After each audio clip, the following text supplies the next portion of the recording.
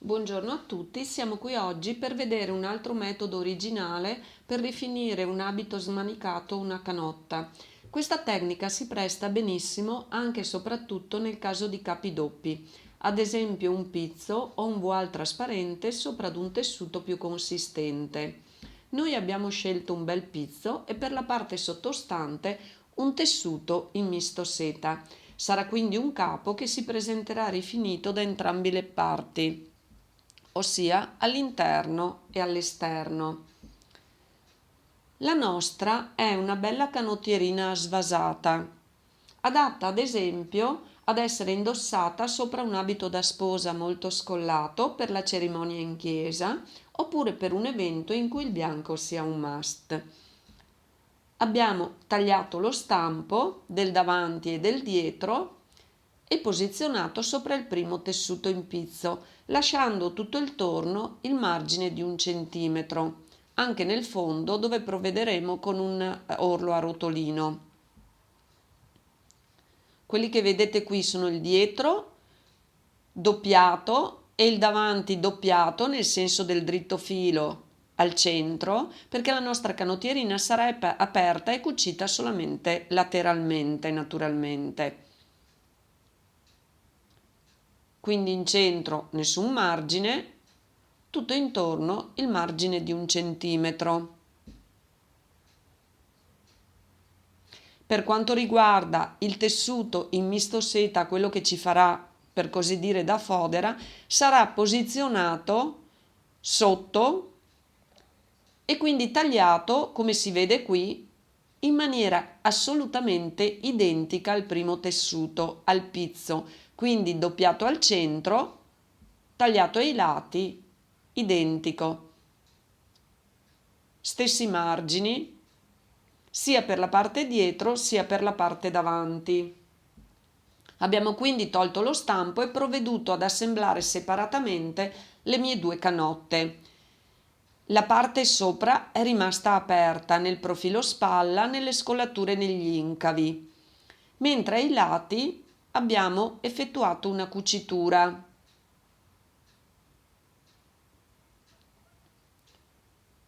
Naturalmente ad 1 centimetro dal margine abbiamo usato un punto 3,5, prima imbastito e poi cucito.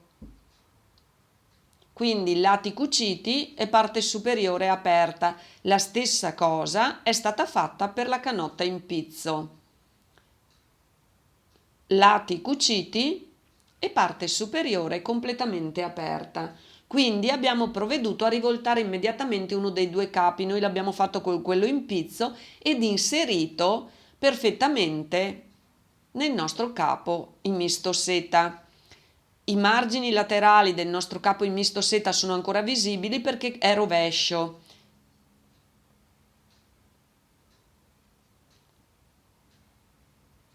Vedremo che dovranno combaciare la scollatura davanti del capo in seta con la scollatura davanti del capo in pizzo, la scollatura dietro del capo in seta con la scollatura dietro del capo in pizzo.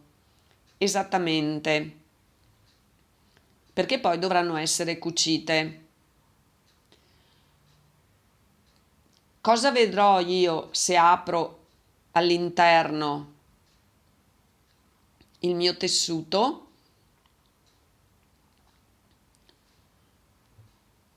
Se lo apro vicino alla cucitura vedrò che il capo in pizzo si presenta dritto perché il margine sarà all'estremo interno e il capo in misto seta dritto, quindi dritto contro dritto.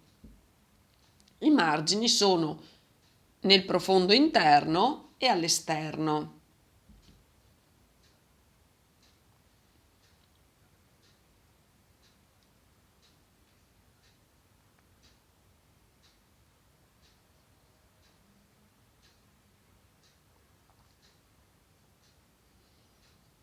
Quindi abbiamo appaiato, lasciato sempre aperto il profilo spalla naturalmente ed appaiato le scollature con le mani, con un'imbastitura e poi con una cucitura. Noi abbiamo usato sempre lo stesso punto a 3,5. Quindi cucito insieme le scollature ed anche gli incavi. Per quanto riguarda gli incavi, parificato e cucito, l'incavo di pizzo con l'incavo in misto seta per tutta la lunghezza da un profilo spalla all'altro. Prima imbastito, ripeto, e poi cucito. I profili spalla continuano a rimanere aperti. L'incavo che vediamo adesso si presenta cucito per tutta la lunghezza, come dicevo, da un profilo spalla all'altro, quindi dal dietro verso il davanti, completamente assemblato.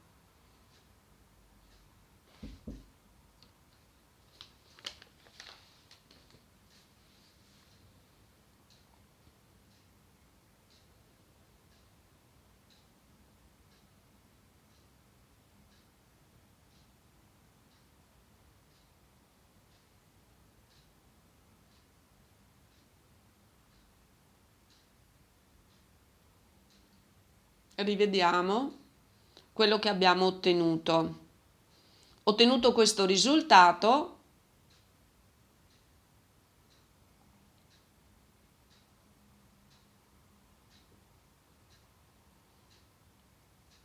vediamo quello che tengo tra le mani, entro nei miei profili spalla uno alla volta, sono 4 naturalmente, 2 nel davanti e 2 nel dietro, e li giro. Quello che ho a questo punto è una sorta di figura mitologica a 4 teste. Le 4 teste sono i miei 4 profilini spalla. La mia canotta però è tutta dritta, quindi si vede lo sfilacciamento solamente nelle estremità dei profili spalla stessi. Le 4 teste della mia figura mitologica sono i 4 profili spalla. Io entro con la mano in uno qualsiasi di questi profili spalla fino a farne fuoriuscire leggermente le dita. Come vedete i margini sono all'interno e vado alla ricerca con la mano della testa opposta del mio incavo. Quindi se questo sarà ad esempio uno dei 2 profili spalla del davanti, quello che ho trovato sarà uno dei 2 profili spalla del dietro ed esattamente quello corrispondente. Lo prendo, afferro il tessuto sottostante con le dita, lo tengo saldamente, proprio in cresta, quindi pizzo contro pizzo e tessuto in seta contro tessuto in seta.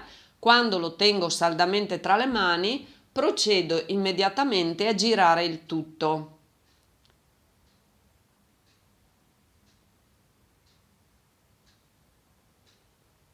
E mi esce una sorta di tubo che io provvederò con pazienza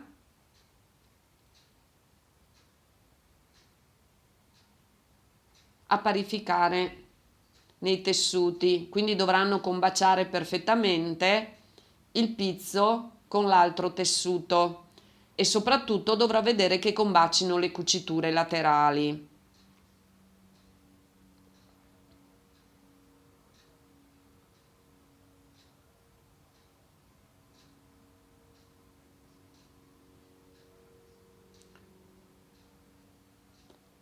Quando il tutto sarà perfettamente combaciante, potrò provvedere a fare la mia imbastitura ad 1 centimetro dal margine e poi alla mia cucitura. Quindi otterrò questo tubo perfettamente cucito. Se il tessuto in seta girerà verso l'esterno da un lato, girerà verso l'interno dall'altro e il pizzo girerà nella parte contraria. Sto parlando dei margini. Questa operazione è stata fatta con entrambe i tubi, chiamiamoli così, che ho ottenuto. Quindi provvedo a girare il tutto in modo semplicissimo e il mio capo si presenterà perfettamente rifinito e completamente cucito dovunque, nelle scolature e negli incavi delle maniche.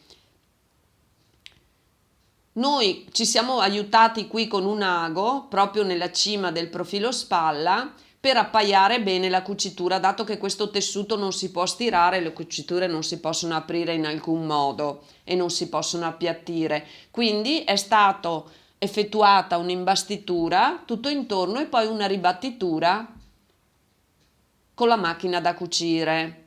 Si vede però qui non è ancora stata fatta né l'imbastitura né la cucitura, si vede come il risultato sia già perfetto di un capo completamente rifinito. Grazie mille.